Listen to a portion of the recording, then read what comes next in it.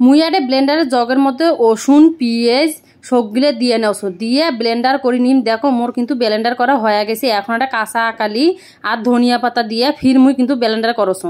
তোমরা কিন্তু এগুলো একসাথে ব্লেন্ডার করবে না, এঁকে করে কিন্তু আলাদা আলাদা করে ব্লেন্ডার করে নেবেন। এরপরে চুলা তাকে থেকে কড়াই তেল দিয়ে থুসনু, সেই তেলের ভেতর এখন পেঁয়াজ আর রসুনগুলো এখন দিয়ে দেওছো। দিয়ে ভালো করে কষে কষে নিবে রাখবে যতক্ষণ পর্যন্ত পেঁয়াজ আর রসুনের কাঁচা গন্ধটা না গেছে ততক্ষণ পর্যন্ত কিন্তু এগে করে কষে কষে নিবে রাখবে। যখন এটার কষানোর গন্ধটা যাইবে তখন হচ্ছে একটা আকালি আর ধনিয়া পাতা যে আমরা ব্লেন্ডার করে থসনো সেগুলো কিন্তু এখন এর মধ্যে দিবে রাখবে। দিয়ে এগুলোও কিন্তু ভালো করে কষে কষে নিবে রাখবে। দিয়ে তারপর হচ্ছে নুন হলদি জিরের গুঁড়ে ধনিয়ার গুঁড়ে সবগুলো কিন্তু দিনু মিশছে একটা হচ্ছে শুকনো আকালির গুঁড়ে দিয়ে দিনু।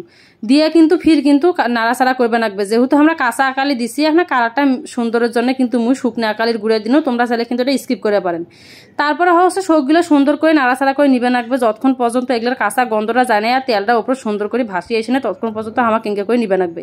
তারপরে হচ্ছে মেয়ের একটা মাছ দিয়ে নস মাছ দিয়ে ভালো করে কিন্তু কষে কষে নিবে রাখবে। আর এই আন্দোলনটা কিন্তু তোমরা যে কোনো মাছ দিয়ে করবে পারেন।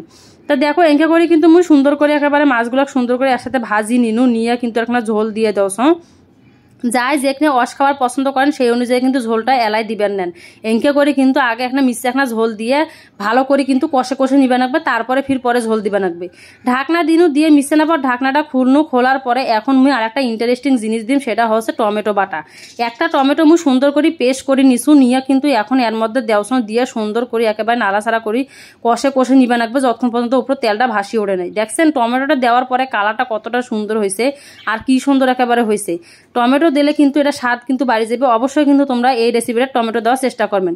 তারপরে মুই এখানে ডাইলের বড়ি দিয়ে দাও। 3টে ডাইলের বড়ি দিয়ে দিন। তোমার কাছে বড়ি না থাকলে তোমরা দিবেন না, সমস্যা নাই, কিন্তু মোর কাছে ডাইলের বড়ি আছে ওই জন্য কিন্তু মুই ডাইলের বড়িটা দিয়ে দিন। ডাইলের বড়িটা কিন্তু হালকা করে ভাজি তারপরে দিবে রাখবে। ডাইলের বড়ি দিয়ে এখন নাড়াচাড়া করি কষে কষে দেখো মুই কিন্তু এখন পানি দিয়ে নস। এই পানিটাতে আমরা অস থমু। যাই যেখানে অস খাবার পছন্দ করেন সেই অনুযায়ী কিন্তু আমার পানিটা দিয়ে নেবে রাখবে।